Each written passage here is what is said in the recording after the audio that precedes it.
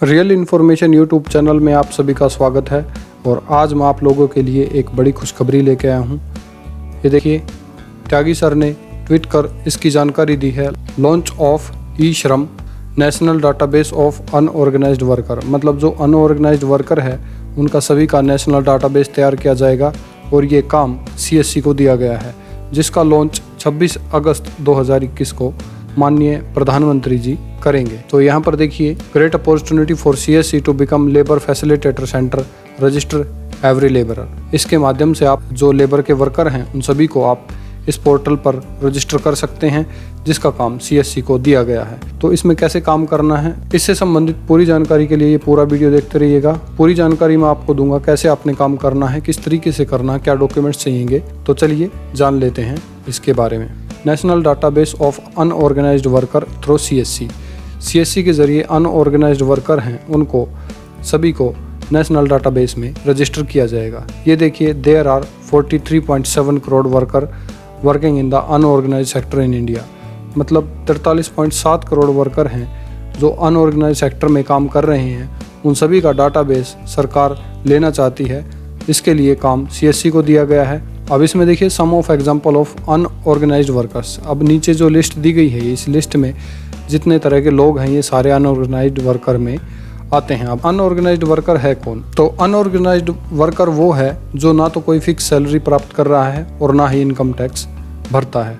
तो ये सारे के सारे जो यहाँ पर दिखाए गए हैं ये सारे अनऑर्गेनाइज्ड फील्ड से रिलेटेड हैं। इसके एग्जांपल है जैसे स्मॉल फार्मर हो गया, एग्रीकल्चर लेबरर हो गया, शेयर कॉपर हो गया, फिशरमैन है, और भी बहुत सारे है, बार्बर है, माइग्रेट वर्कर है, आशा वर्कर है, और हमारे जो CSC वर्कर हैं ये भी सारे अनऑर्गेनाइज्ड फील्ड में कैलकुलेट किए जाते हैं। इसके बाद आ जाता है what is national database unorganised worker. अब नेशनल डाटाबेस अनऑर्गेनाइज्ड वर्कर क्या है?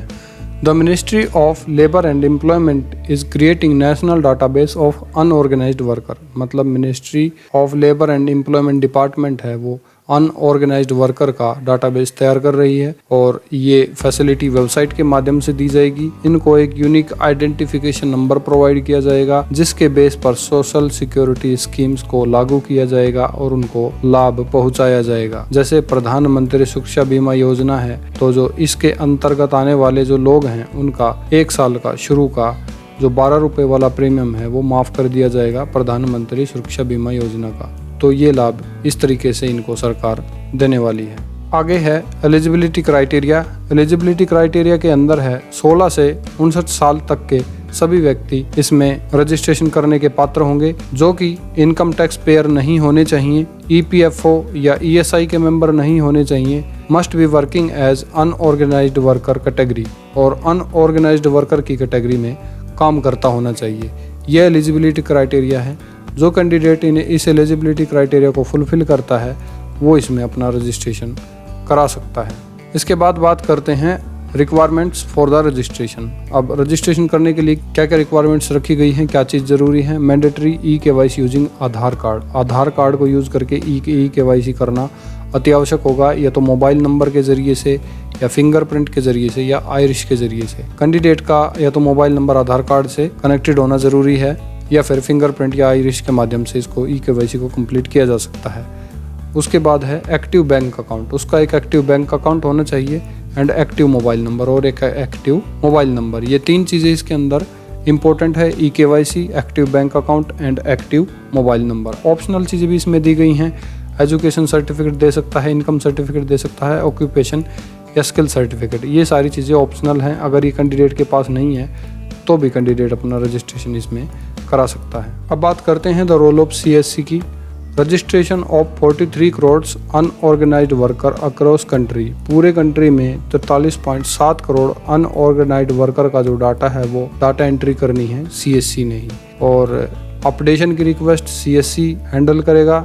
Advocacy at the local level पर एडवर्टाइजमेंट का काम भी CSC करेगा। उसके अलावा जो कार्ड बनेगा उसको भी A4 साइज पेपर पर प्रिंट करके CSC VLE ही उस अनऑर्गेनाइज्ड वर्कर को देगा। इस पूरे काम के लिए जो पैसा दिया जाएगा CSC VLE को, वो दिया जाएगा 20 रुपये पर कार्ड। अब 20 रुपये पर कार्ड कम है या ज़्यादा है, इसके बारे में आप मुझे कमेंट करके ज़रूर बताएं। इस पर डिस्कस करें ये कम है या ज़्यादा है। और इसके अलावा कोई भी एक्स्ट्रा चार्ज CSC VLE किसी भी वर्कर को नहीं कर सकता है। अगर करता हुआ मिलता है तो उस पर बहुत ही सख्त कार्रवाई हो सकती है। आगे है रजिस्ट्रेशन प्रोसेस। सबसे पहले आप डिजिटल सेवा पोर्टल पर जाएंगे, डिजिटल सेवा पोर्टल के माध्यम से लॉगिन करेंगे। उसके बाद उसमें ई-श्रम रजिस्टर न्यू UW मतलब अनऑर्गेनाइज्ड वर्कर, इस तरीके का इंटरफेस आपके सामने आएगा। उसके बाद है national database for unorganised worker. सबसे पहले EKYC की जाएगी। यहाँ पर आधार कार्ड डाल के कैंडिडेट की EYC करनी है, EKYC करनी है।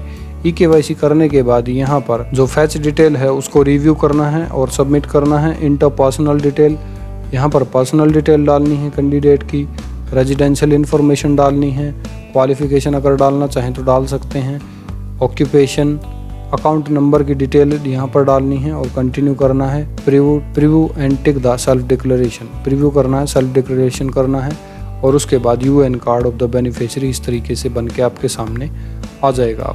बहुत ही आसान प्रोसेस है, ये तो बहुत आसान प्रोसेस है वैसे देखा जाए तो दोस्तों ये था ई-श्रम पोर्टल जो कि CSC पर शुरू होने वाला है और जिसमें आप ज़्यादा से ज़्यादा काम करके ज़्यादा से ज़्यादा पैसा कमा सकते हैं। एक और चीज़ बता देता हूँ इससे संबंधित, तो जो CSC की ऑपरेटर ID है, CSC की ऑपरेटर ID के माध्यम से भी इस काम को किया जा सकता है। दोस्तों जैसे ही ये सर्विस डिजिटल सेवा पोर्टल पर लाइव होती है, इसका लाइव डेमो भी हम आपको दिखा देंगे। दोस्तों अगर ये वीडियो अच्छा लगा तो वीडियो को लाइक कर दीजिए और इसी तरह की और वीडियोस के लिए चैनल को सब्सक्राइब कर लीजिए और साथ के साथ इस वीडियो को अपने फ्रेंड्स तथा रिलेटेड ग्रुप्स में भी शेयर कीजिए ताकि और लोगों को भी इस स्कीम का पता लग सके। Thank you.